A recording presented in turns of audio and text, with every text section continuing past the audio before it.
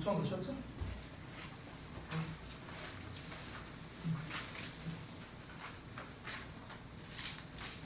뭐야 안 붙어 있잖아. 아, 나 이. 풀어봐.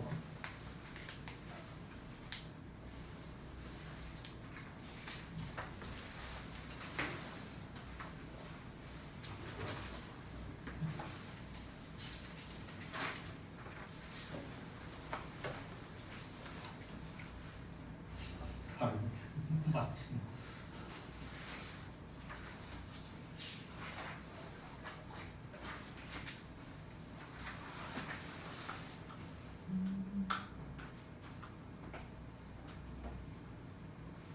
이걸로 써도 돼요.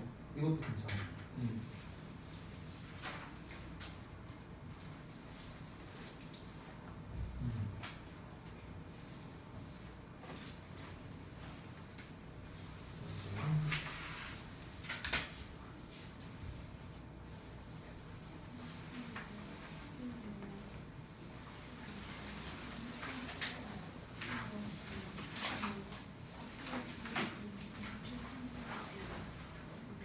아, 거꾸로 했다고? 아, 나 진짜.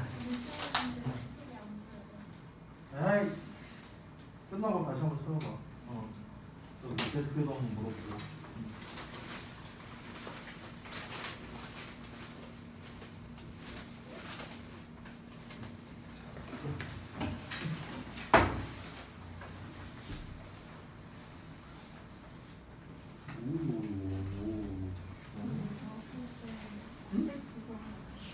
뭘 쓸 때? 광만 거니?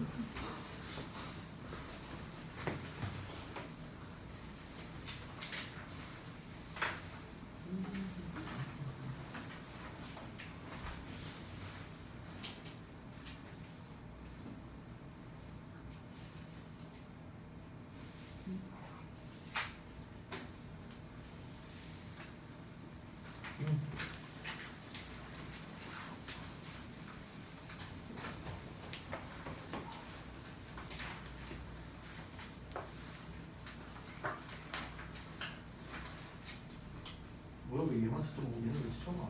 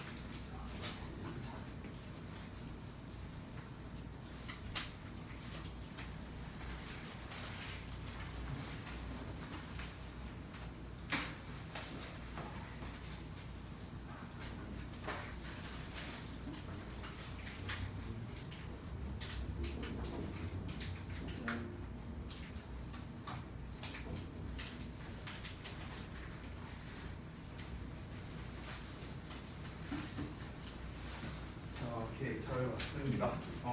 일단은 요거 피드백을 좀 하기 전에 인지할 게 있는데, 제가 혀가 아직도 안 났어요. 죄송해요. 그래갖고 오늘도 귀여운 척 아니야. 혀 짧은 소리가 날 수도 있다는 거 좀 이해를 해주세요. 그리고 이제 공지할 게 좀 있는데, 아야, 우리 이번 이제 겨울방학 관련해서 좀 말씀을 드리려고 해요. 이제 일단 특강 관련된 건데. 특강 여기 이제 신청하신 분도 계시고 이제 뭐 안 계시기도 한데 크게 이제 두 가지가 있거든요. 그러니까 하나는 이제 9시 반부터 12시 반까지 하는 이제 줌자습실 그게 있어요. 그래서 대부분 지금 이제 수학학원이 이제 앞 시간에 있는 경우들이 좀 많더라고요. 제가 조사를 해본 결과. 그래서 앞 시간에 수학학원이 있지 않다면 필히 신청을 하셨으면 좋겠습니다. 그 부분은요. 예. 왜냐면 제가 이제 그 이유를 설명하려면 사실 되게 길어지는데 최대한 간결하게 좀 전달을 할게요. 여러분 입장에서는 이제 또 이제 방학이 되기도 하고 당연히 이제 좀 늦잠도 좀 자고 싶고 좀 쉬고 싶고 놀고 싶고 이게 당연한 건데 그러다 보니까 이게 이제 겨울 방학 때 특히 이제 오전 시간을 되게 좀 허송세월로 보내는 경우가 좀 많아요. 근데 이제 우리가 고등부가 되면은 중등부 때는 솔직히 한 달만 공부해도 점수가 나올 만큼 나오거든요. 근데 이제 고등부 때는 그렇지가 않습니다. 제가 이제 그 고등부 학생들한테 정말 많이 강조하는 게 뭐냐면 항상 이제 6개월 전에 내가 어떻게 했느냐를 봐야 된다.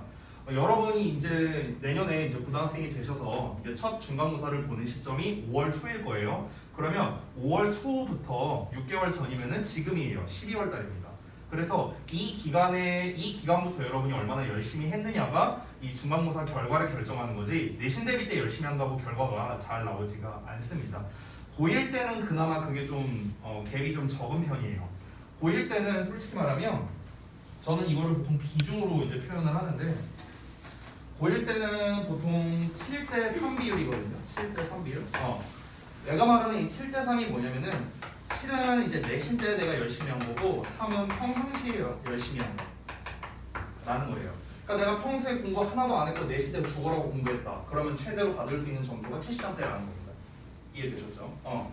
근데 이제 이게 1학년 때 이런데 2학년 때는 이게 반대로 되고요. 그리고 3학년 때는 재밌는 게 이렇게 됩니다. 이렇게 돼요. 지금까지 물론 이게 뭐 논리적인 근거가 있는 건 아닙니다. 그냥 제가 여태까지 가르쳤던 학생들의 표본을 나눠 보니까 이런 결과가 나왔다라는 거예요.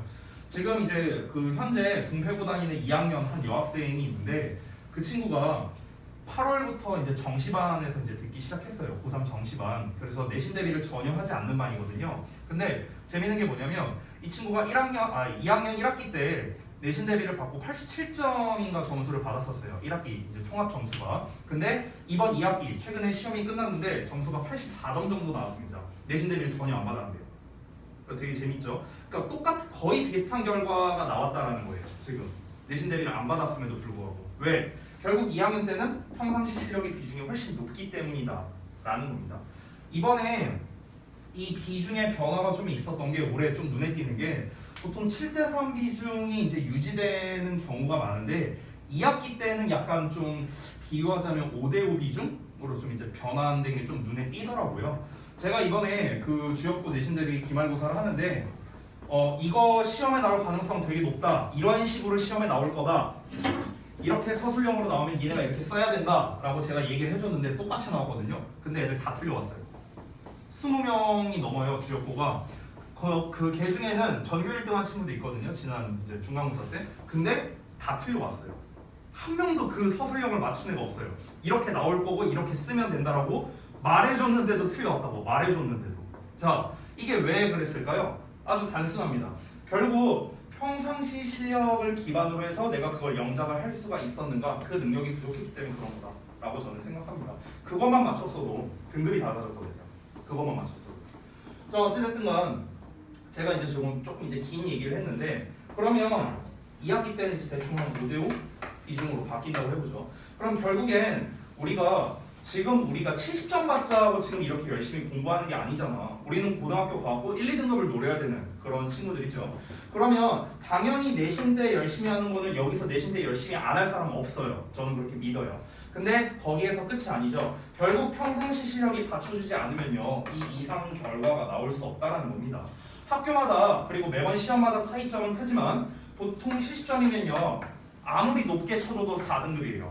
아무리 높게 쳐줘도 일반적으로 그래요. 일반적으로 아닌 경우도 있습니다. 당연히.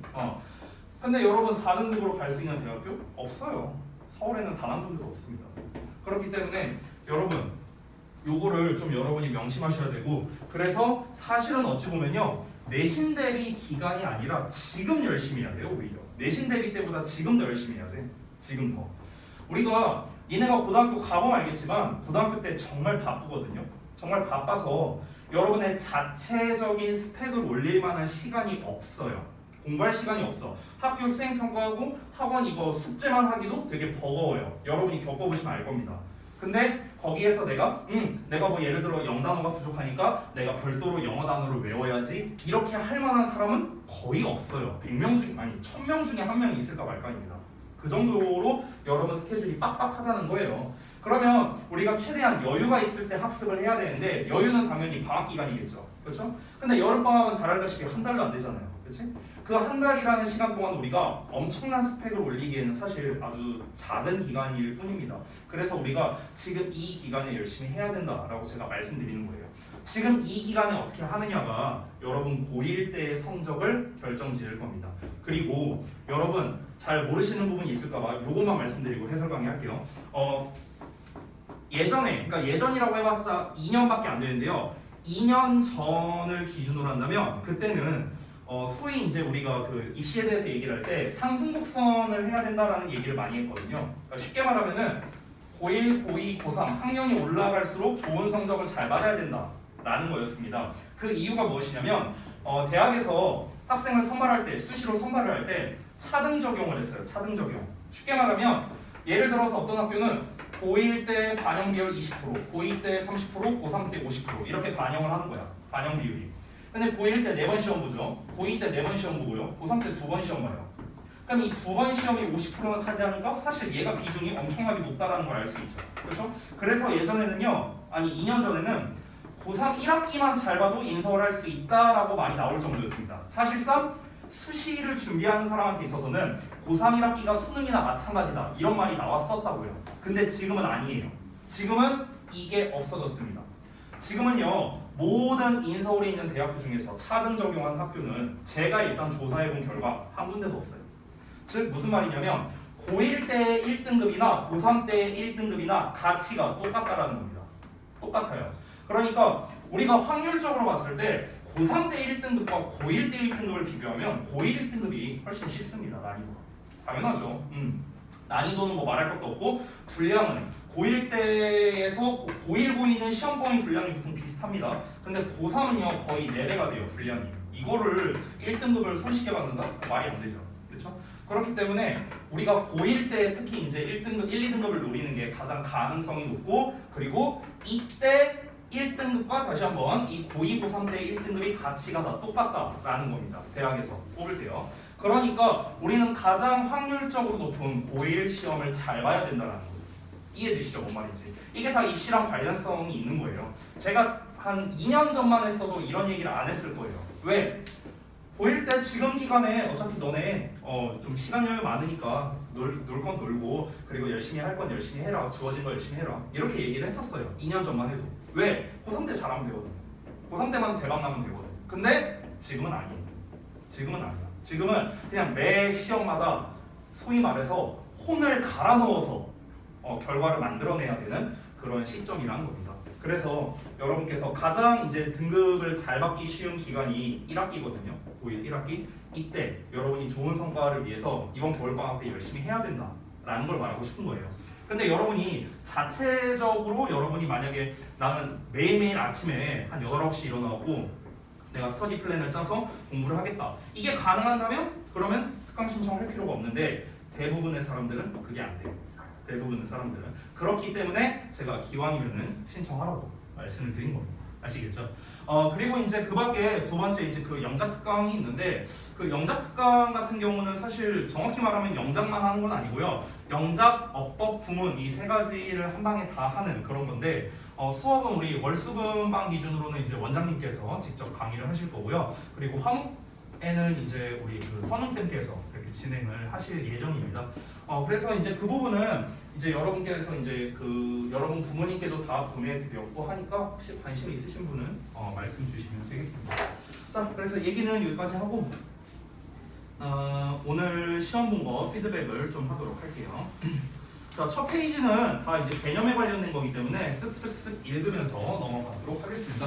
자, 조동사회복 PP에 대한 예문 4가지 그리고 해석을 쓰라고 했는데 당연히 이제 제가 쓴 거랑 여러분이 쓴 거랑은 다를 거예요. 그래서 이제 저는 이제 그 책에 나와 있는 걸 기준으로만 이제 몇 가지 썼습니다. 그래서 must have PP, cannot have PP, might have PP, 그다음에 should have PP 이렇게 이제 4가지를 썼고요. might 대신에 may로 쓰신 분도 상관없습니다. 같은 의미예요.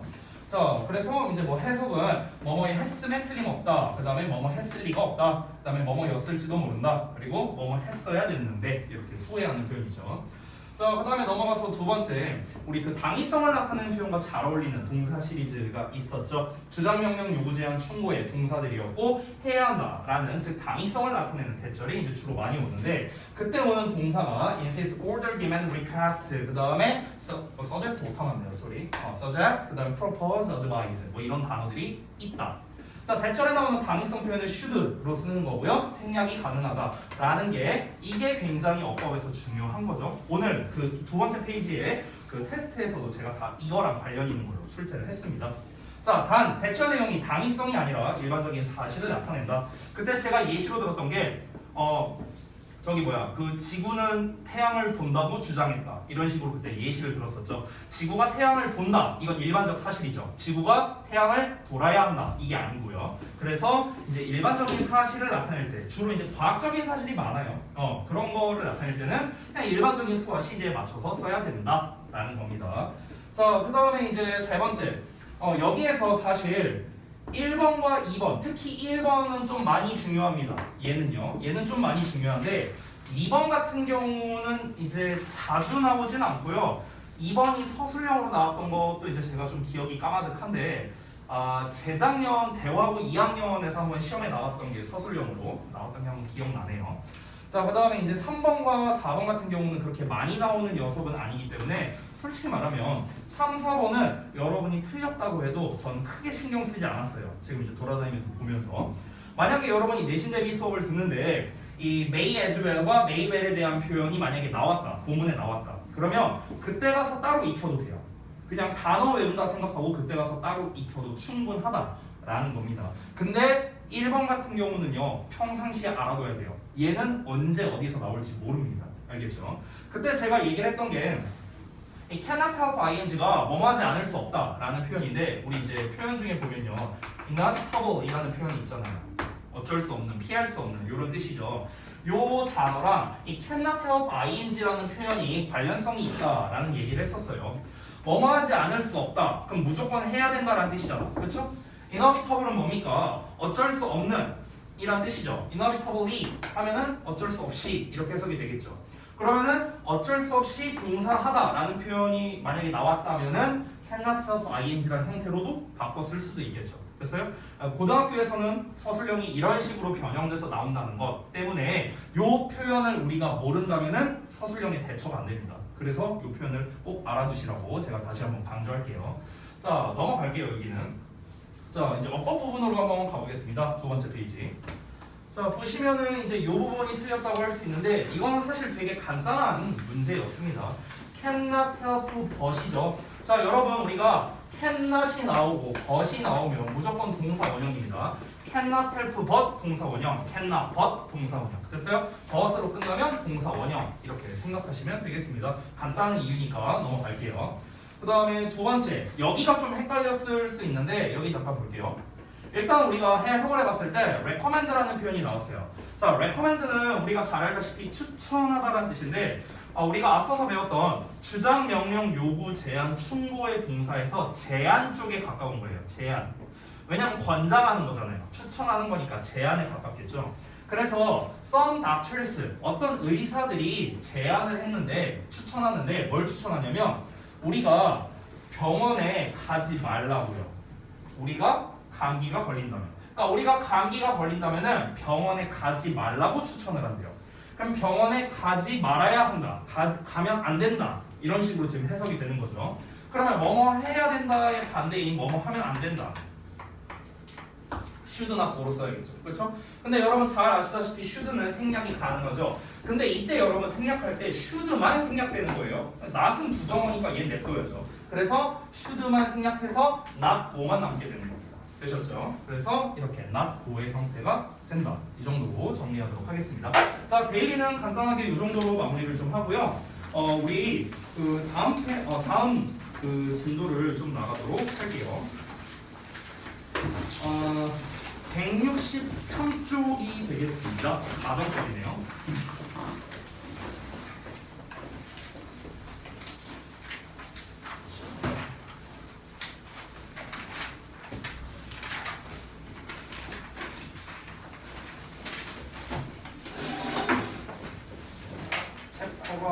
5번이네.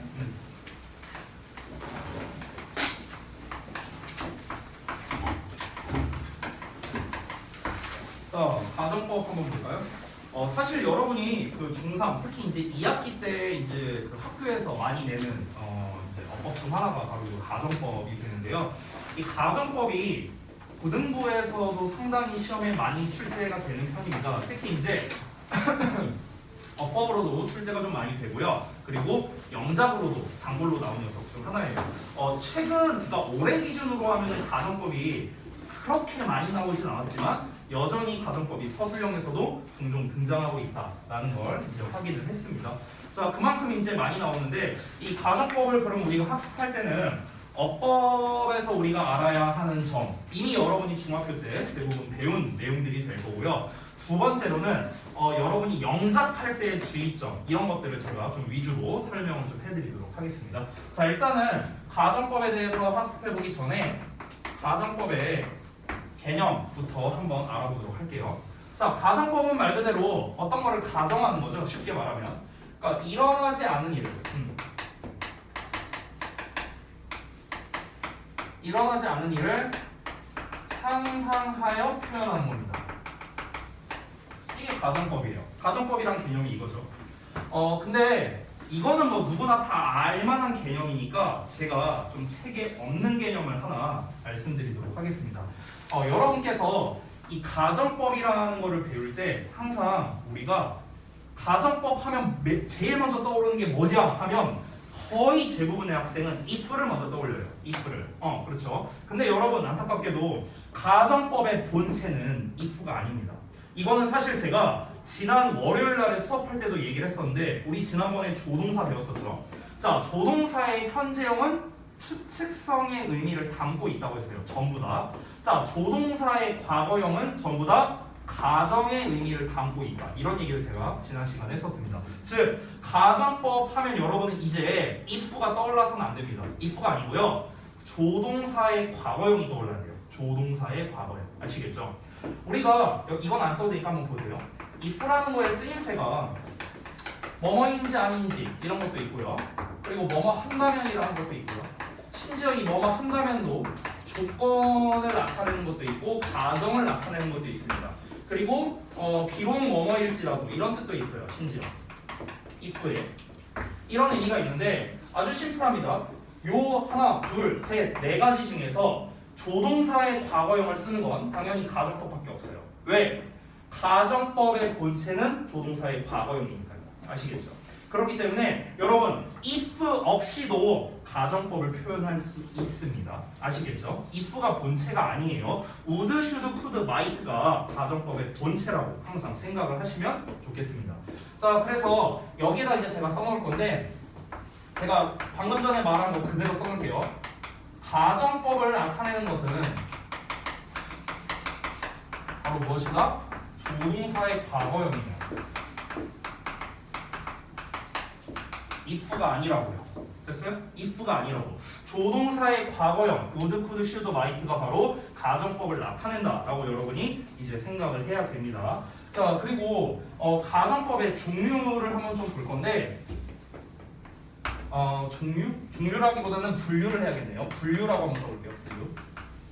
우리가 흔히 가정법 하면은 이제 우리가 이제 중학교 때 배웠던 내용이 가정법 과거와 가정법 과거 완료 이렇게 두 가지를 이제 보통 배워요. 원래는 그거 말고 가정법 현재도 있고요. 심지어 가정법 미래도 있어요. 근데 지금 이 책에서는 다루고 있지 않기 때문에 제가 별도로 그 부분에 대한 설명을 생략하겠습니다. 참고로 가정법 현재가 어법에서 꽤 많이 나옵니다. 특히 모의고사에서 종종 나오는데요. 그 내용이 166쪽에 있거든요. 그러니까 166쪽에는 가정법 현재라는 명칭을 쓰지 않았고요. if절에 should나 were to가 오는 경우 이렇게 나와 있습니다. 그게 가정법 현재예요. 근데 이게 은근히 시험에 잘 나오거든요. 그래서 이 부분은 좀 이따가 제가 좀 자세히 설명드리도록 할게요. 자, 일단 우리는 기본이 되는 두 가지 가정법 과거와 가정법 과거 완료 이 두 가지를 좀 볼게. 자, 가정법 과거 그리고 가정법 과거 완료.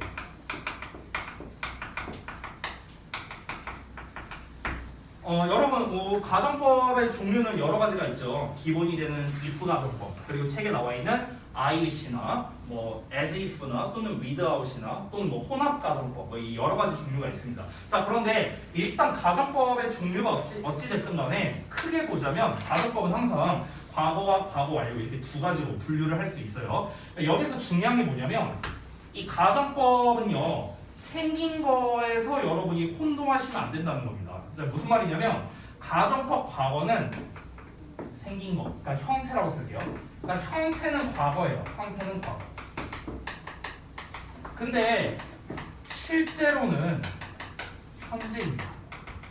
실제로는 현재. 선생님, 실제로 현재라는 게 무슨 말이에요? 실제로 현재라는 게 무슨 말이냐면 잠깐만요. 여기서 실제로는 현재라고 하는 게 무슨 말이냐면 해석을 현재로 하라는 소리예요. 해석을 현재. 아시겠죠? 그러니까 우리가 만약 if I were you 내가 만약 너라면 이렇게 해석을 하죠. if I were you 그러면은 I were 자 were라는 과거형 동사가 나왔지만 해석은 어떻게 했습니까? 내가 너였다면이 아니라 내가 너라면 이렇게 현재처럼 해석한다는 거. 그러니까 생긴 거는 과거지만 실제로는 우리가 현재로 해석해야 된다는 거. 이게 가정법을 배우는 데 있어서 굉장히 중요합니다. 이유는 좀 이따가 다시 한번 말해줄게요. 자, 그럼 가정법 과거 완료도 똑같겠죠? 얘도 형태는 과거 완료야. 형태는 과거 완료인데 근데 실제로는 과거예요. 과거. 그럼 얘도 똑같겠죠? 해석을 뭘로 해라? 해석을 과거로 하라는 겁니다. 해석을 과거로 해라. 그냥 과거 시제야. 얘는 현재 시제고. 그래서 여러분 실제로 우리가 가정법 과거 형태를 쓸 때 현재를 나타내는 부사들 있죠. now라든가 today라든가 막 이런 표현들 있잖아. 걔네랑 같이 쓸 수 있어요. 왜? 현재 시제니까. 그래서 얘는 그러면 가정법 과거 완료 had pp가 나왔지만 일반적인 과거를 나타내는 표현 있죠. 뭐 last 어쩌거나 뭐뭐 어고라든가 이런 표현 있잖아. 이런 애랑 같이 쓸 수 있어요. 당연히. 왜? 과거 시제니까. 아시겠죠? 그래서 우리가 흔히 이 가정법에 시제를 구분하는 문제가 나왔을 때 그 부사를 보고 여러분이 혼동하시면 안 된다는 거예요. 예를 들어서 3 days ago 이렇게 나왔어. 과거 나왔으니까 가정법 과거 써야 되네? 이게 아니라고요. 아시겠죠? 과거 나왔으니까 가정법에서는 과거 완료를 써야겠네. 이렇게 생각을 해야 된다는 거예요. 정말 별거 아닌 건데 이런 좀 뭐랄까 잔바리 같은 이런 걸로 이제 막 문제를 출제하기도 하니까 여러분이 이 개념을 좀 잘 알아주시기 바라겠습니다. 자 일단은 가정법의 가장 중요한 이제 두 가지를 알아봤고요. 지금 책에는 IBC랑 AJF 가정법도 나와 있지만 저는 이 부분은 다루지 않을 생각입니다. 왜냐하면 솔직히 말하면 IBC나 AJF는 어법이나 영작에서 별로 매력 있는 녀석들이 아니에요. 출제를 잘 안 합니다. 근데 대부분 가정법이라는 건 if 가정법이거든요. 그리고 그 164페이지 잠깐 넘겨보시면 포인트 3번에 보면은 if가 생략된 도치구문이라고 있거든요. 요 부분 여기가 좀 잘 나와요. 1번과 3번 요 부분 요런 부분이 잘 나오지 IC나 AJF 이런 거는 부수적인 녀석이기 때문에 제가 지금부터 설명드릴 거는 첫 번째 if 가정법에 대한 거 그리고 if 가정법에서 이제 이 if가 생략된 도치구문에 대한 거 그리고 지금 이제 또 164에 나와 있는 포인트 2번에 가정법과 직설법을 비교하는 게 있죠. 요 부분 그리고 마지막으로 without 가정법 요 부분에 대해서 좀 설명을 드릴 겁니다. 자 그러면은 하나씩 한번 알아보도록 할게요. 첫 번째 자 if 가정법부터 한번 가봅시다.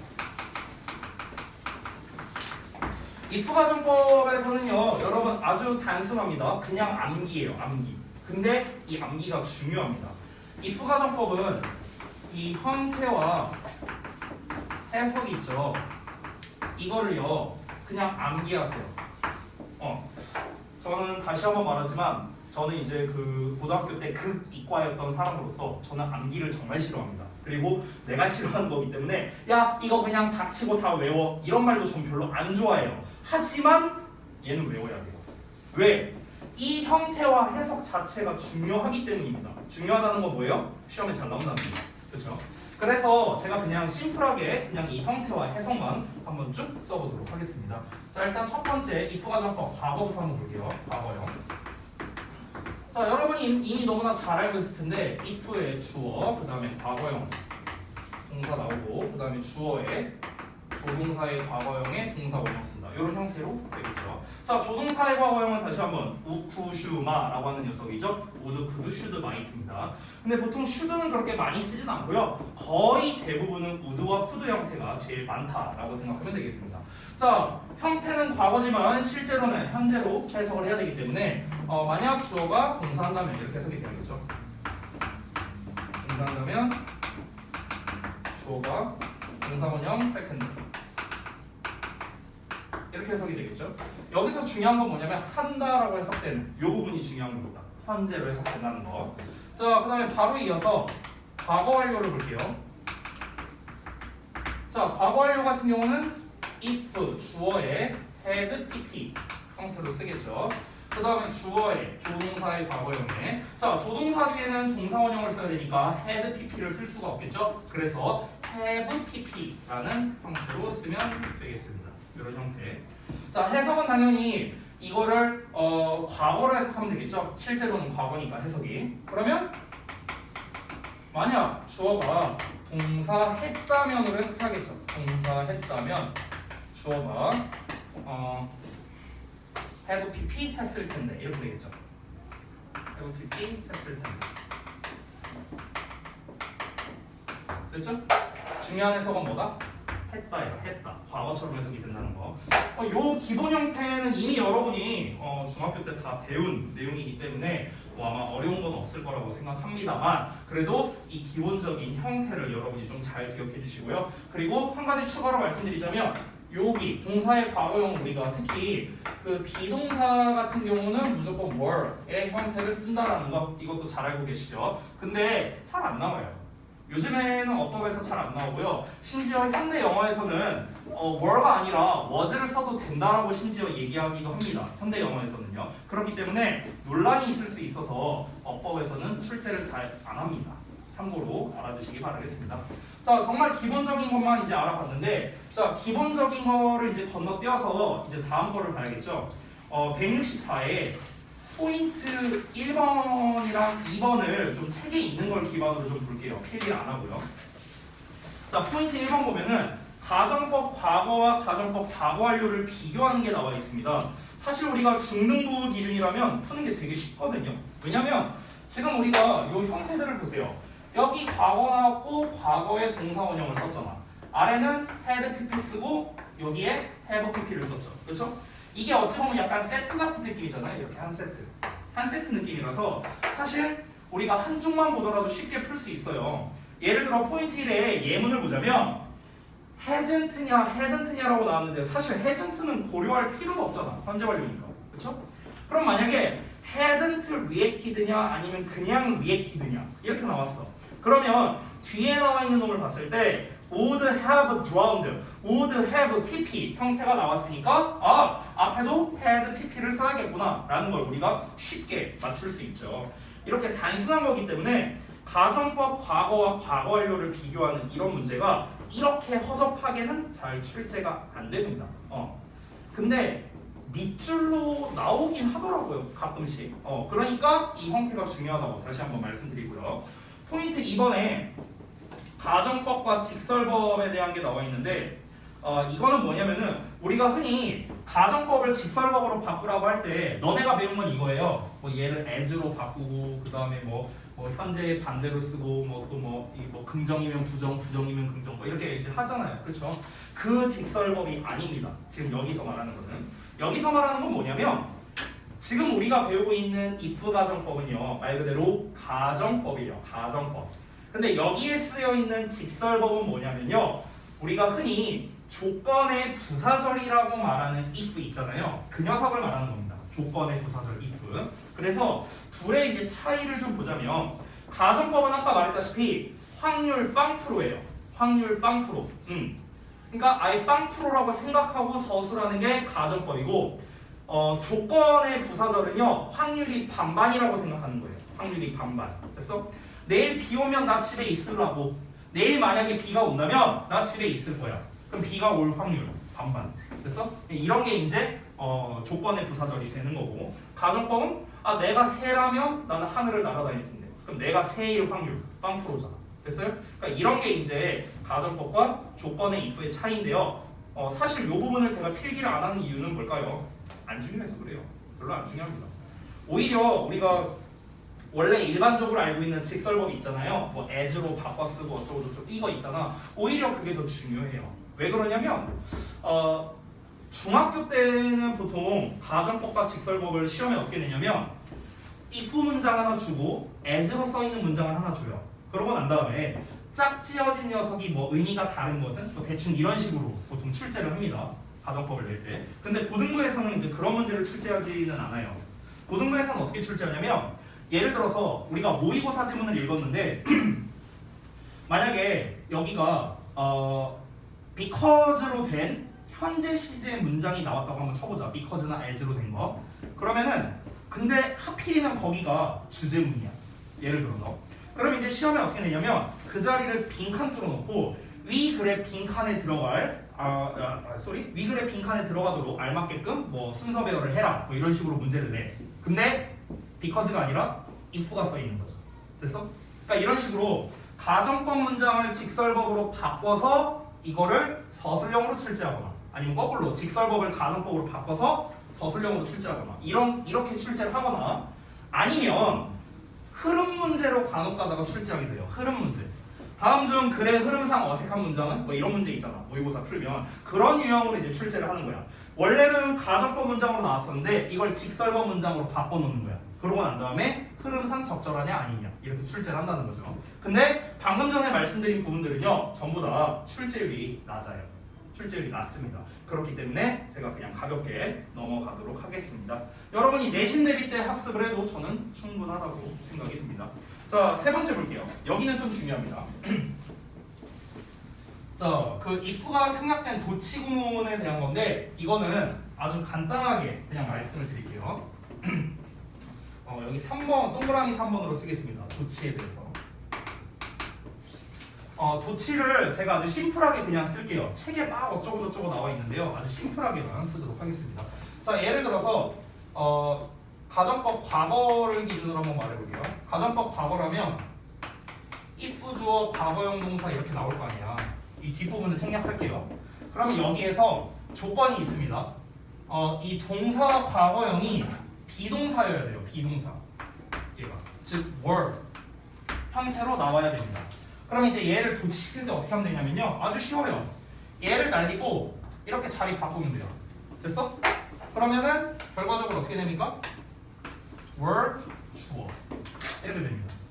됐어? 이게 끝이요. 별거 없죠? 가정법 과거 완료는 어떨까?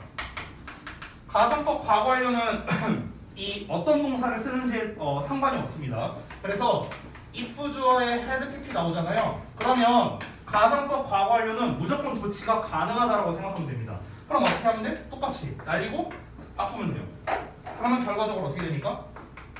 had 주어 pp라는 형태가 됩니다. 됐어? 그러니까 도치를 시키는 것 자체는 껌이에요. 이건 껌이야. 중요한 건 그게 아니에요. 얘를 도치된 문장으로 전환해라? 이런 거 죽어답게 나고 안 내요. 그런 건 절대 시험에 안 냅니다. 그러면은 이 도치가 내가 중요하다고 한 이유가 뭐냐면 내가 아까 전 처음 가정법을 시작할 때부터 쌤이 계속해서 강조하고 있는 게 뭐였죠? 가정법의 본체는 if가 아니다. 내가 계속 얘기하고 있죠. 그렇죠? 왜 그러냐면 지금 여기 이렇게 if 주어 과거형 동사나 if 주어 had pp가 나오면 누가 보더라도 가정법이라는 걸 우리는 눈치를 챌 수 있어요. if가 있으니까. 근데 이렇게 문장이 나왔어. were 주어, had 주어, pp 이렇게 나왔어. 그럼 여러분 입장에서는 당황하게 돼요. 뭐지? 이게 왜 자리가 바뀌어있지? 여기에 막 밑줄 치고 이렇게 해서 막 시험 내는 거야. 이렇게 밑줄 쳐놔. 그리고 어법상 어색한 것은 이런다고. 그럼 여러분 입장에서는 도치가 되어 있으니까 왜 도치가 되어 있는지에 대한 근거를 알아야 돼. 근데 이거에 대한 내용을 여러분이 모른다면 이거 왜 도치가 된 거지? 이러다가 그냥 틀려야 된다고.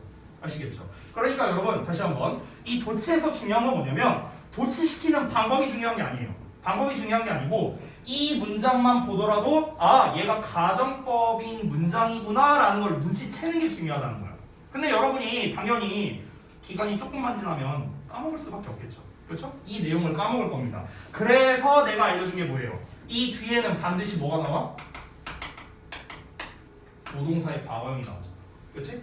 여기도 조동사의 과거형에 have pp가 나올 거 아니냐. 그렇지? 그러면 중요한 건 뭐야? 앞에 if가 없어졌다 하더라도 여기 조동사 과거형 여기 조동사 과거형 있네? 아 이거 가정법이구나. 가정법이 도치된 거구나. 이렇게 우리가 확인할 수 있다는 거예요. 아시겠죠? 그러니까 내가 거듭 말씀드리지만 if만 보고 우리가 가정법이라고 판단하지 말라는 겁니다. 이 도치된 버전을 보고도 얘 가정법 문장이니까 얘가 뭐뭐 한다면 뭐뭐 할 텐데 뭐뭐 했다면 뭐뭐 했을 텐데로 해석해야겠구나 라고 눈치채는 게 훨씬 중요한 거예요. 아시겠죠?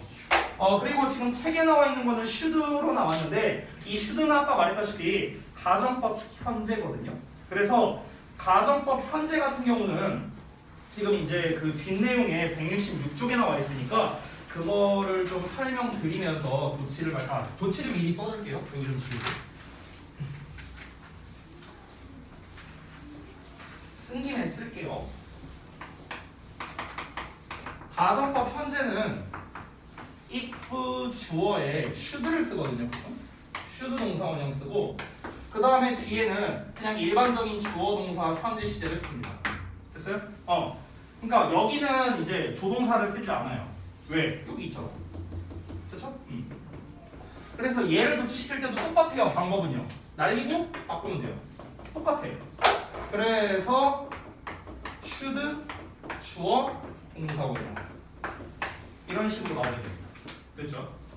자, 근데 여러분 이 녀석을 활용해서 어법 문제에 몇 년도인지 제가 좀 기억이 가물가물한데 한 17년 정도였던 것 같아요.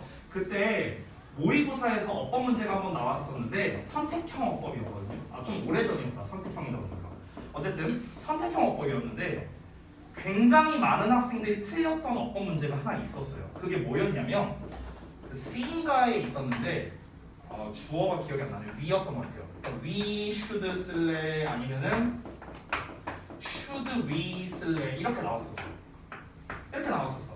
그리고 여기에는 이렇게 네모가로가 쳐져 있었고 앞뒤로는 콤마가 있었습니다.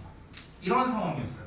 여기 뒤에 어쩌고 내용이 있었고 그러면은 학생들 입장에서는 아니 뭐 얘가 뭐 특별히 뭐 딴 게 없는데 얘를 왜 멀쩡한 놈을 왜 도치시켜? 당연히 얘가 맞겠지 해갖고 we should로 다 골랐어요. 그래서 다 틀렸습니다. 여기서 우리가 should we를 골라야 되는 근거는 무엇이냐면요. 바로 앞뒤로 콤마가 있다는 게 일단 근거예요. 선생님 이게 무슨 말이에요? 여러분 잘 봐. 우리가 지금 배우는 가정법은요. 기본은 어쨌든 if절로 이루어져 있긴 합니다. if절은요. 부사절이거든요. 당연히 부사절. 여러분 잘 생각해봐. 부사절은요. 수식어예요. 수식어는 문장 맨 앞에 쓰든 중간에 쓰든 맨 뒤에 쓰든 상관이 없습니다. 그렇죠? 우리가 맨 앞에 쓸 때는 보통 어떻게 합니까? 콤마를 찍어주죠. 이렇게 나오죠. 맨 뒤에 쓸 때는 보통 콤마를 안 찍죠. 중간에 쓸 때 어떻게 합니까? 콤마를 양쪽으로 찍죠. 이런 식으로. 됐어요? 그러니까 여러분 콤마가 있다는 것 자체가 기본적으로는 수식어일 가능성이 굉장히 높다고 생각하면 돼요. 됐어? 그러면 지금 이 녀석이 앞뒤로 콤마가 나와 있다는 거는 이 녀석이 지금 수식어절의 역할을 해야 되는구나. 이걸 일단 1차적으로 눈치를 채야 되고 두 번째로 지금 we should만 생뚱맞게 나와 있다? 라는 것 자체가 말이 안 되죠. 그래서 우리가 요 녀석을 떠올릴 수 있어야 된다는 겁니다. if 주어 should 동사원형이 if가 날아가면서 도치가 된 거구나 라는 거를 눈치챌 수 있어야 된다는 거예요. 이거에 관련된 문제가 한번 나왔었다라는 거예요. 아시겠죠? 그래서 이게 다시 한번 말하지만 도치는요 그 자체로 어려운 게 아니에요. 그 자체로 어려운 게 아니고요. 얘가 지금 과연 가정법이 도치된 문장이냐 아니냐를 눈치채는 게 훨씬 중요하다는 거예요. 눈치채는 게. 아시겠죠? 그래서 그 도치 부분에 대해서 간략하게 한번 좀 알아봤습니다. 166쪽에 있는 거를 좀 볼게요. 166쪽에 1번에 나와 있는 게 이제 if절에 should나 were to가 오는 경우 나와 있죠. 아까 전에 제가 말씀드렸다시피 가정법 현재라고 부릅니다. 이 녀석을요. 그래서 여기에 나와 있는 내용은 그냥 책에 있는 걸 한번 가볍게 좀 읽어볼게요. 뭐라 나오나. 일어날 가능성이 더욱 희박하다는 느낌을 준대. 공손하고 완곡하게 요청이나 제안을 할 때도 쓰이고요. were to와 달리 should는 주절에 명령문이나 의문문도 자주 쓰이고 조동사 현재형과 과거형 모두 쓰인다라고 나와 있습니다. 자, 아래 있는 거를 좀 보자면 If you should finish today 이렇게 나와 있죠. 우리가 흔히 should를 해야 한다로 이제 많이 알고 있는데 should가 뭐뭐 할 것이다라는 의미도 있어요. 뭐뭐 할 것이다. 참고로 말하면요. 이거는 몰라도 되는데 그냥 이해를 돕기 위해 잠깐 좀 설명을 할게요. 여러분 혹시 이 should라는 형태 자체가 과거형인 거 알고 계세요? 얘 자체가 과거형이야. 그럼 얘 현재형 뭐예요? shall이죠, shall. 이 shall이라는 게 의미가 뭐냐면요, 할 것이다라는 뜻이에요. 할 것이다. 그래서 이거의 과거형의 의미로서도 should가 쓰일 수 있다는 거예요. 됐어요? 중요한 건 아니니까 넘어가셔도 됩니다. 그래서 if you should finish today 하면은 너가 오늘 끝낼 거라면 이런 뜻이야. 끝낼 수 있다면, 끝낼 수 있다는 게 아마 안 되겠지만 이란 의미가 포함되어 있는 거예요. 아마 안 되겠지만 너가 끝낼 수 있다면 give me a ring, 나에게 전화를 좀 해줘 라고 이렇게 명령문으로 얘기를 했고요. 그리고 두 번째는 여기서 were to를 쓰는 경우는 뭐냐면 이거는 이제 우리가 그 투부정사 배울 때 일명 비투용법이라고 배우는 게 있거든요. 비투용법. 거기에서 의도성을 나타내는 표현이 있어요. 뭐뭐 할 의도라면, 뭐뭐 할 작정이라면 뭐 이렇게 해석하면 됩니다. 그래서 if I were to be young again, 자, 내가 만약 다시 젊어질 작정이라면, 즉 젊어진다면, 근데 불가능하겠죠. 아까 말했다시피 굉장히 일어날 가능성이 낮다라고 생각을 하시면 됩니다. 그러니까 아까 우리가 배웠던 가정법 과거 같은 경우는 빵프로거든요. 빵프로. 얘는 한 0.5%라고 생각하면 됩니다. 확률로 따지면요. 그럼 I'll be a teacher. 나는 선생님이 되고 싶다. 이번에는 조동사의 과거형을 썼죠. 그리고 세 번째는 if you were to move over a little. 그러면 당신이 조금만 비켜주신다면 we could go through. 우리는 나아갈 수 있을 겁니다. 이렇게 이제 좀 공손하게 표현하는 경우도 있다. 자, 도치시키는 건 다 똑같아요. if 날리고 주어랑 동사 자리 바꾸면 끝입니다. 아시겠죠? 자, 그 다음에 두 번째는 it is time that이라는 가정법이 있는데 시험에서 나온 거를 저는 거의 못 봤어요. 저는 거의 못 봤습니다. 다만 이제 해석만 잘하면 되는데 사실 여러분 이거 그냥 관계대명사 해석하듯이 하시면 되거든요. 그래서 예문을 바로 보자면 It is time that you start looking for a job. 자, 너가 직업을 찾기 시작해야 할 시간이다. 이렇게 해석하면 돼요. 그냥 그대로 해석하면 돼. It is time that you took time for yourself. 아, 미안해. 알바름이 잘 안 돼요. 미안. 자, 너가 너 자신을 위한 시간을 가져야 할 때다. 가져야 할 시간이다. 그냥 일반적으로 해석하면 됩니다. 뭐 가정법이고 나발이고 뭐 신경 쓸 게 없어요. 얘는요. 자, 그 다음에 3번 이제 without 가정법이 있는데 요 놈은 조금 중요하죠. 자, 요거는 좀 보겠습니다. 여러분 되게 재밌는 게 요즘에 고등부에서 특히 고1 때 서술형을 요즘에 어떻게 내는 추세냐면요, 암기식으로 내는 게 좀 추세예요. 최근 2년 동안, 작년, 올해. 왜 그러냐면 중등부에서 대부분 서술형을 출제를 안 하고 있잖아요. 지금 그렇죠? 그러다 보니까 고등부에서도 이제 그걸 알아요. 여러분 잘 생각해봐. 제가 고등학교에서 교사 생활을 해봤었거든요. 예전에 8개월 정도. 근데 고등학교 교사는요, 뭘 제일 싫어하는지 알아요? 귀찮은 걸 싫어해요. 귀찮은 거. 내가 해봐서 알아. 귀찮은 게 싫어. 근데 여러분은 잘 모르겠지만 시험을 낼 때요, 학년 평균이 1점 이하 점수가 나오면요 심할 썼어야 돼요. 실제로. 그래서 이제 교육청이 제출해야 됩니다. 근데 이제 그래서 이제 학교 선생님들이 어떻게든 필사적으로 시험 문제를 좀 이제 난이도를 잘 맞추려고 나름대로 노력은 하는 거예요. 중등부 땐 그런 거 없어. 근데 고등부 땐 그게 되게 중요하거든요. 입시와 직결돼 있으니까. 자, 그런데 제가 생뚱맞게 이제 이 얘기를 왜 하냐면은 기존에 이제 고등부, 그러니까 코로나 시대 이전에 이 고등부들은 대부분 어땠냐면은 이제 서술형을 이제 중학교 때도 많이 해봤고 이러니까 고등학교 1학년부터 그냥 겁나 어렵게 됐어요. 그래도 평균이 50점대가 나왔습니다. 50점 이하면은 좀 이제 망하는 거고요. 학교 선생님 입장에서 50점만 넘으면 돼요. 근데 문제는 뭐냐면 지금 현재 예비 고1 그리고 현 고1 전부 다 솔직히 말하면 학습력이 굉장히 많이 떨어져 있습니다. 공부를 잘 안 해요. 냉정히 말하면 전체적으로 공부를 잘 안 해. 그러다 보니까 학교에서 올해 전에 한번 얘기한 것 같은데 대진고에서 그 악명 높은 대진고에서 이번 서술형을요 그냥 암기로 다 때려 넣었어요. 암기로 그냥 진짜 암기하면은 맞출 수 있게 이렇게 출제한 거야. 그래서 외운 애들이 점수를 잘 받아왔어요 실제로. 근데 웃긴 게 뭐냐면은 보통 그렇게 출제하면 평균 점수가 굉장히 높아야 되고 막 변별도 안 되고 이래야 되는데 변별이 되는 거야. 왜? 그마저도 애들이 공부를 잘 안 하니까 변별이 돼버리는 거야 이게. 그럼 이제 학교생 입장에서 어떨까? 그냥 내가 머리 써서 출제 안 하고 그냥 대충 암기식으로 던져도 변별이 되네? 그러면 시험 문제 퀄리티를 높일 이유가 없죠.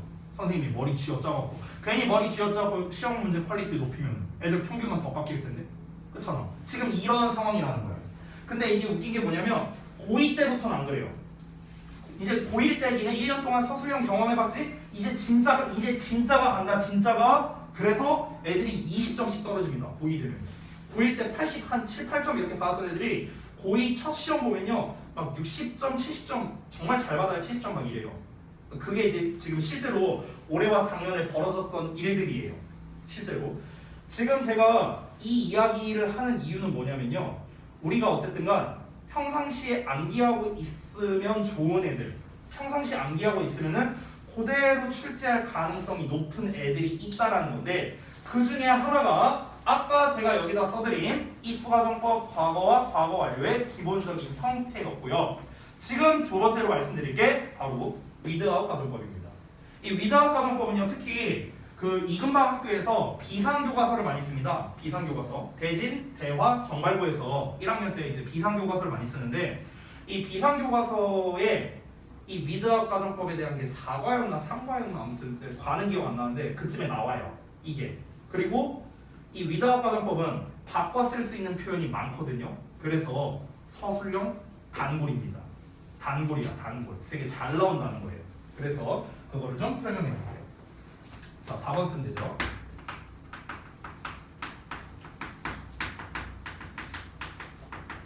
자 얘도 과거랑 과거 완료 나눠서 쓸게요.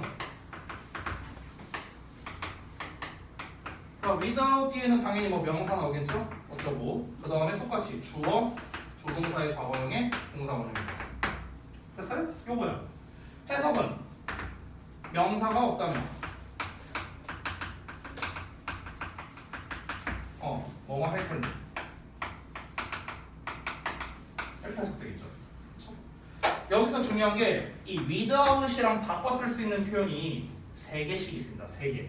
자 일단 첫 번째는 but for예요. 그리고 얘를 또 if 가정법으로 바꿔 쓸 수 있는데 if we were not for 이런 식으로도 쓸 수 있습니다. if we were not for 됐어요? 이게 뭐뭐가 없다면이라는 뜻이고요. 그리고 우리가 아까 전에 배웠던 거 있죠. 가정법 과거형 나왔잖아. 이거 비동사의 과거형 나왔잖아. 그럼 어떻게? 날리고 도치할 수 있다 했죠. 그렇죠? 그래서 were it not for 이렇게도 출제할 수 있습니다. 이렇게 출제 소리 이렇게도 쓸 수 있습니다. 자, 그다음에 과거 완료 형태 바로 볼게. 자, 과거 완료 똑같아요. without 명사 나오고요. 주어, 조동사의 과거형의 have pp입니다. 아까 우리가 봤던 if 가정법이랑 뭐 거의 똑같죠. 그렇죠? 근데 without 부분만 보고 과거인지 과거 완료인지 알 수가 없죠. 그러니까 뒷부분을 보고 판단을 해야 됩니다. 조동사의 동사원형인지 아니면 조동사의 have pp인지 이걸 보고 우리가 판단을 해야 돼요. 자, 아까도 말했지만 과거 완료는 실제로는 과거로 해석을 해야 되니까 명사가 없었더라면 이렇게 해석이 돼야 되죠. 없었다면 뭐뭐 했을 텐데 이렇게 해석이 되겠죠. 자, 그러면 바꿔 쓸 수 있는 것도 한번 보겠습니다. 자, 얘도 똑같아요. 마찬가지로 but for 쓰면 됩니다. 자, 그리고 if로 바꿔 쓴다면 얘는 과거 완료 형태로 써야 되니까 if it were가 아니라 had pp를 써야겠죠? 그래서 had not been for 이런 형태도 쓰면 됩니다. If it had not been for. 자, 그 다음에 자리가 좁다. 얘도 도치해서 날리고 자리 바꿔서 had it not been for. 좁아. 이렇게도 쓸 수 있습니다. 그래서 학교에서는 어떻게 출제하냐? 좀 쉽게 낸다면 밑줄 쳐놓고 바꿔 쓸 수 있는 거 써라. 이렇게 출제합니다. 암기 시험이죠? 근데 내요. 냅니다. 대진에서도 출제했었어요. 올해 실제로. 그래서 이 바꿔 쓸 수 있는 표현들 중요합니다.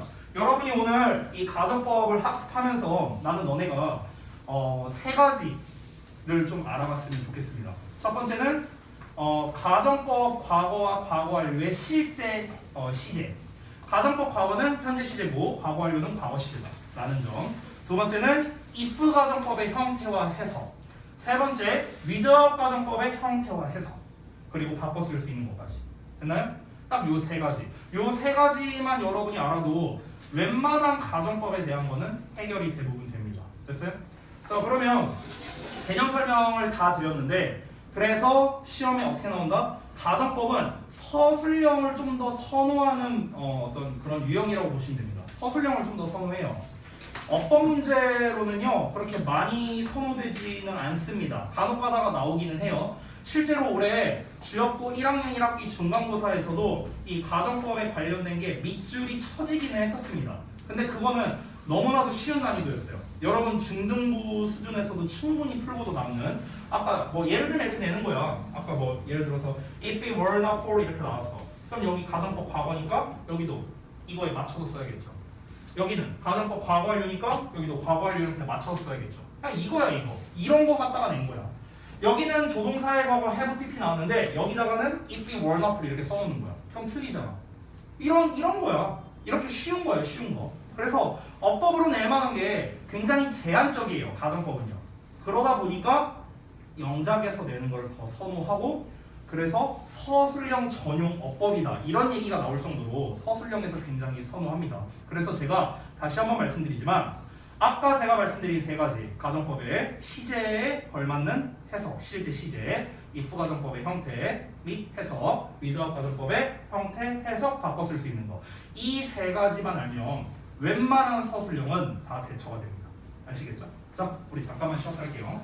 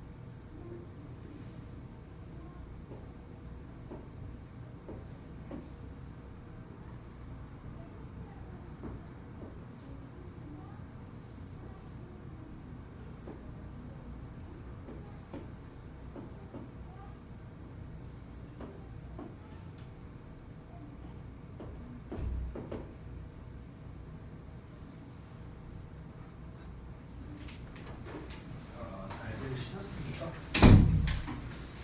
자, 그러면은 일단 뭐 설명할 거는 다 말씀을 드린 것 같고 숙제를 좀 미리 말씀을 드릴게요.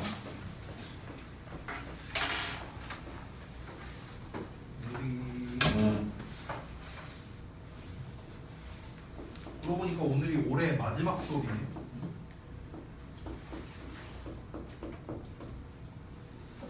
자, 160 몇 쪽이냐? 165부터 끝까지네요. 173까지. 165부터 173까지. 여기까지 하시는데 일단 165, 167 여기는